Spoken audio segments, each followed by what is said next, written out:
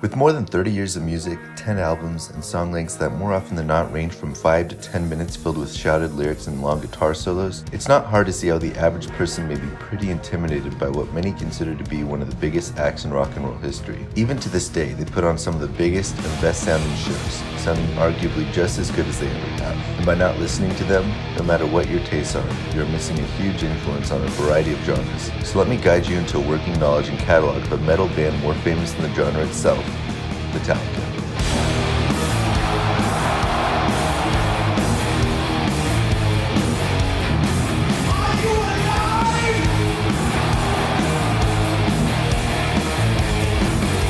Metallica is made up of 4 main members, with James Hetfield on guitar and vocals, Kirk Hammett on lead guitar, Lars Ulrich on the drums, and Robert Trujillo on the bass. This lineup has been pretty consistent, though some bassists have been rotated, namely Jason Newsted and the late Cliff Burton. Metallica's genre is primarily metal, but they have plenty of different albums that go into different styles, most notably thrash with their early albums, rock and alternative with Load and Reload, and hard rock with the Black Album. Metallica takes as many influences as it gives, but some of their most notable ones include Led Zeppelin, Black Sabbath, Deep Purple, and Queen.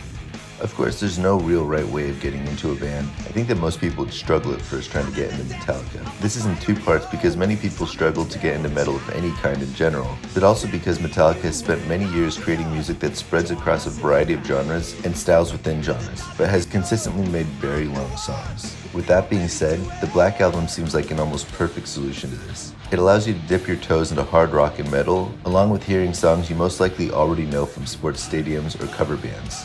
Songs like Enter Sandman, Unforgiven, and Nothing Else Matters are all found here and will get you familiar with Metallica's signature guitar work, vocals, and general mood. It was hugely influential when it came out and has carved out some very well guarded space for hard rock on the radio. I say hard rock because there's definitely a difference between this and what metalheads would consider real metal. And earlier I said this album is an almost perfect solution to breaking in with Metallica, because more often than not, big fans of the band would consider what they did decades earlier to be much more influential, and there is some truth to that. The first 3 albums are largely unchallenged as cornerstones of mainstream and thrash metal.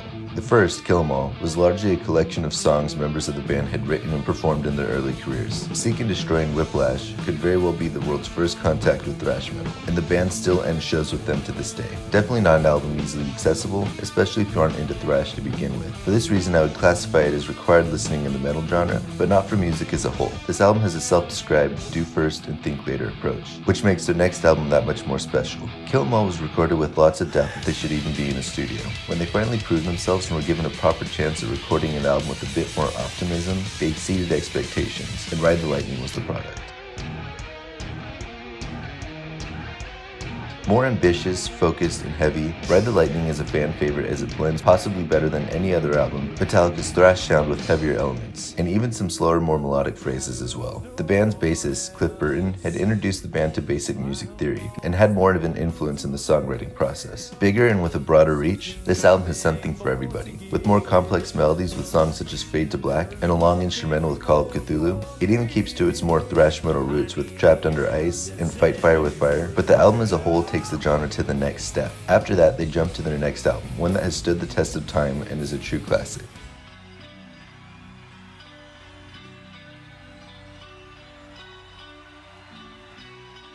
Master of Puppets consistently ranks amongst the best rock and metal albums of all time, and has continued to be one of hard rock's most important assets to this day. While musical taste always has a level of subjectivity, you would have a hard case to not name this album as their best. Taking everything that made Ride the Lightning a success, and creating a broader, more epic and heavier sound, Master of Puppets is a collection of 8 beautiful and grand metal songs without a single throwaway. From the infectious opening riff of the title track, to the haunting spacey interlude of the instrumental Orion, it's a rare album where each song feels more important than the last.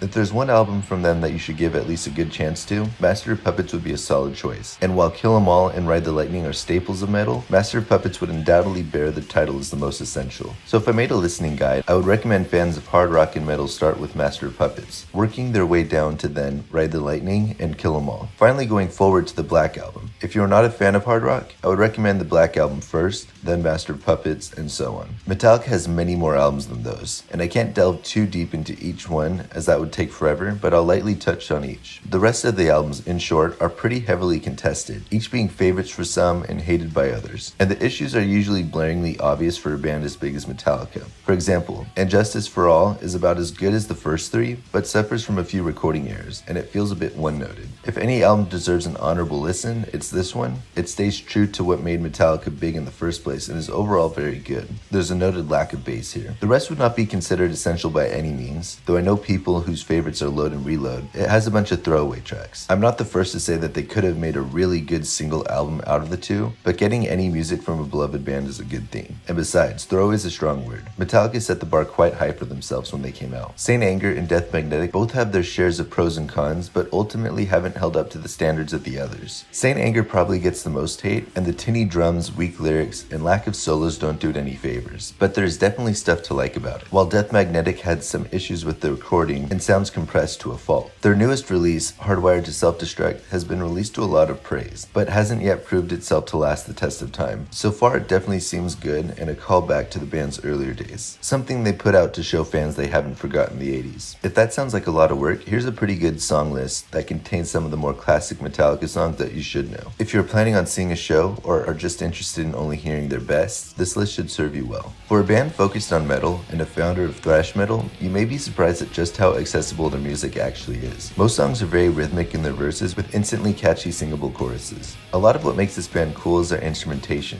which is revolutionary on all fronts. Their jams opening songs up, closing them, and during instrumentals manage to always go a bit extra. Not afraid of sacrificing radio play for a few extra minutes on a cool guitar solo, or playing a rhythmic chug for just a few more bars. Playing in the background is a great example of one of the more famous songs, One. As you can hear, the band will constantly change what it is doing and create a roller coaster type of experience where the music will rapidly change speed, rhythm, and pitch.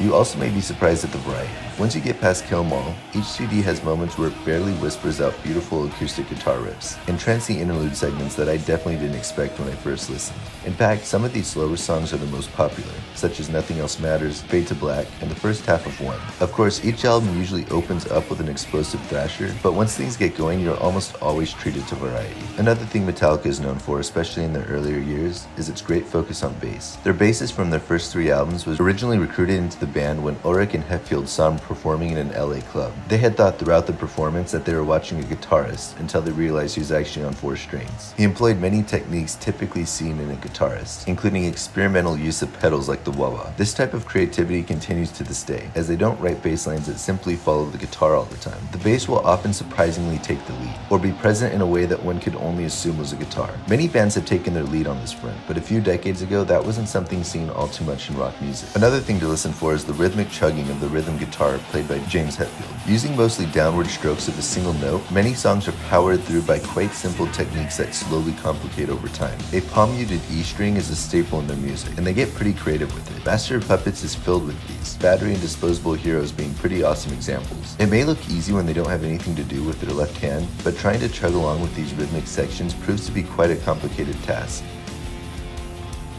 I think one of the things fans love about Metallica is the debate. It's a band with such a rock-solid base of material, which then took off in unexpected directions, trying garage rock, going for a more blues feel, and even trying their hand at a country song. Many fans are a bit scared to admit that sometimes it works very well for them, and I think the main reason for that is that Metallica comes across as a band that just loves music. They may not be the most complicated musicians to walk the earth, but they don't really pretend to be. They seem to genuinely love playing music for people, evident by the amount of playing they do well into their life, when they could have retired a while ago. And their concerts never show signs of wear, playing 9-minute songs like Master of Puppets nightly, because of the value they have to their fans. This band is an amazing example and leader of the mainstream rock and metal scene. Fans of music of all type will have something to appreciate here.